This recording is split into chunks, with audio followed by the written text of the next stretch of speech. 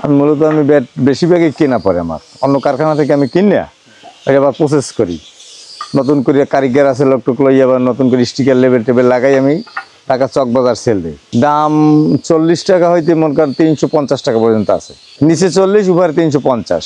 হ্যাঁ, লোকালে যে খেলাধুলা হয় সেটাই। লোক আছে 5 জন লোক আছে, কোনো মাসে 5000, কোনো মাসে 7000, কোনো মাসে 3000, এইরকমের আর কি। আমি দোকানে অর্ডারে দিই।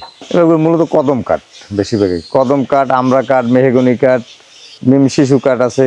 না, স্টিকার আমাদের ব্র্যান্ডের না। হ্যাঁ, আল্লাহ পাক মোটামুটি ভালোই রাখছে। মূলত ব্যবসার সিজন হইলে 4 মাস বা 5 মাস, এরপর তো আবার একটু ডাল সিজন থাকে। সমস্যা আছে, কিন্তু কাঠ সংগ্রহ করার সমস্যা আছে।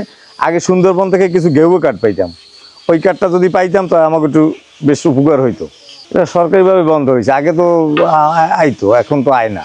আমার নাম মোহাম্মদ শহীদুল ইসলাম। 01725631491। হ্যাঁ, যে কোনো জায়গায় আমি পাইকারিতে পৌঁছাই দিতে পারি।